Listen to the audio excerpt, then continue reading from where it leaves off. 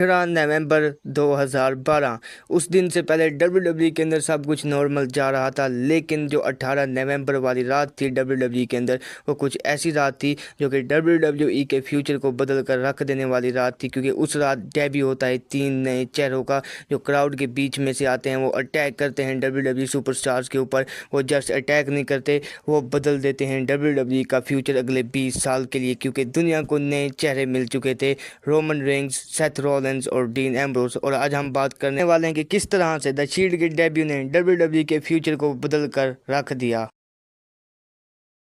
नवंबर 2012 WWE company के अंदर कुछ ऐसा दौर चल रहा था जहां पर हर सुपरस्टार जो है अपनी जगह बनाने की कोशिश कर रहा था, लेकिन किसी को ये अंदाज़ा नहीं था कि आने वाले टाइम के अंदर 3 नए चेहरे WWE कंपनी के अंदर आने वाले हैं और वो पूरी WWE के डायरेक्शन के साथ WWE का फ्यूचर ही चेंज करके रख देंगे। और आज हम बात करने वाले हैं द शील्ड के ऐसे डेब्यू के बारे में जिसने WWE की हिस्ट्री के अंदर अपना नाम हमेशा के लिए बना कर रख दिया। और आज हम बात करने वाले हैं द शील्ड की स्टोरी की चैप्टर 1 के बारे में। तो देखो 2012 के एंड के अंदर सीएम पंक WWE चैंपियन थे। उनकी जो चैंपियनशिप रेन थी ऑलमोस्ट 300 प्लस डेज तक जा चुकी थी। उनका जो फ्यूड था one of the most dominant उस टाइम के WWE सुपरस्टार यानी कि रायबैक के साथ चल रही थी। लेकिन सीएम पंक और रायबैक के साथ जॉन सीना भी इस मैच के अंदर ऐड हो जाते हैं और WWE ये जो ट्रिपल थ्रेट मैच है वो सर्वाइवर सीरीज के लिए अनाउंस करती है। और बहुत से लोगों को ये लगा कि फाइनली यहाँ पर टाइटल चेंज होने वाली है, सीएम पंक की जो चैंपियनशिप रेन है वो ख़त्म हो जाएगी।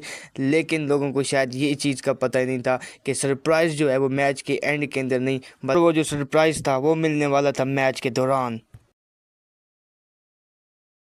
सर्वाइवर सीरीज 2012 ये वो दिन था जहां पर सीएम पंक अपनी चैंपियनशिप को डिफेंड करने वाले थे रायबैक और जॉन सीना के अगेंस्ट एक ट्रिपल थ्रेट मैच के अंदर। देखिए जो मैच था वो अपने क्लाइमैक्स के ऊपर था। रायबैक बहुत ज़्यादा जीत के करीब आ चुके थे, क्राउड उनके पीछे था कि जो रायबैक हैं वो जीत, क्योंकि उस टाइम के ऊपर जो रायबैक थे वो WWE कंपनी के अंदर बहुत ही ज़्यादा डोमिनेट सुपरस्टार बन चुके थे।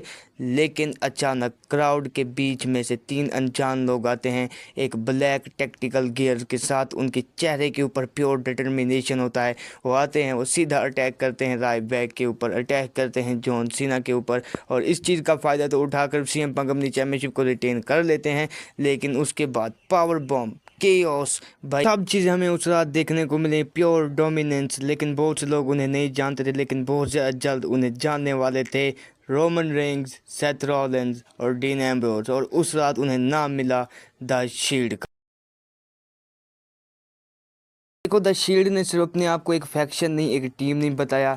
द शील्ड ने कहा वो WWE के अंदर लेने आए हैं जस्टिस, क्योंकि अगर उनके हिसाब से चीज़ें नहीं चली तो वो किसी के ऊपर भी अटैक करेंगे। और यही चीज़ वो लेकर गए आने वाले टाइम के अंदर कंपनी के अंदर, जब उन्होंने the rock, Undertaker, John Cena, बड़े बड़े सुपरस्टार्स के ऊपर अटैक किया। और उन्होंने कहा कि कोई भी अगर उनके रास्ते में आए तो वो यही चीज़ करने वाले हैं। अगर उन्हें उनका जो सिस्टम है WWE का वो शील्ड के हिसाब से ना चला तो वो यही चीज़ करने वाले हैं किसी भी सुपरस्टार के साथ। और वो यही चीज़ थी जिसने द शील्ड को बाकी फैक्शंस, बाकी ग्रुप्स, बाकी टीम से अलग बनाया। और आज ये जो शील्ड का ग्रुप है और WWE के अंदर एक greatest faction of all time माना जाता है।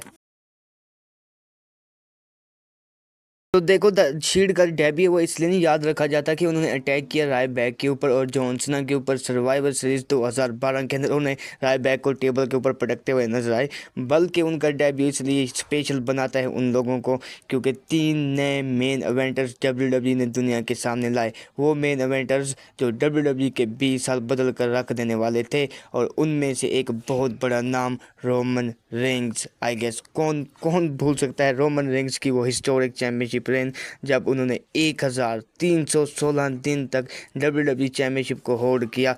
पूरे 4 साल पॉल हेमन के साथ वो एक जॉइंट ब्लड लाइन का creation, God plan, everything was perfect about Roman Reigns and bloodline. कौन भूल सकता है वो 4 साल जब रोमन रिंग्स अपनी एब्सोल्यूट पीक के ऊपर थे। अब बात करते हैं सेथ रॉलिन्स की, multi time world champion, 2 time money in the bank winner, वो greatest cash in the heist of the century, SummerSlam का cash in, the rules of the century. I guess कौन वो भूल सकता है वो एक यादगार मोमेंट जो कि सेथ रॉलिन्स ने हमें डिलीवर करते हुए नजर आए WWE के बहुत बड़े स्टेजेस के ऊपर। एक बहुत बड़ा नाम और बहुत बड़ा परफॉर्मर जो कि सेथ फ्रीकिंग रॉलिंस है। और डीन एम्ब्रोज ने भी WWE के अंदर अपनी बहुत बड़ी पहचान डाली जब वो बने WWE champion money in the bank जीत कर, जब उन्होंने कैश इन किया था अपने ही former tag team partner Seth Rollins के ऊपर। और मनी इन द बैंक 2016 वो रात थी जब तीनों शील्ड मेंबर्स बने WWE champion. Roman Reigns as champion उन्होंने सामना किया सेथ रॉलिंस का।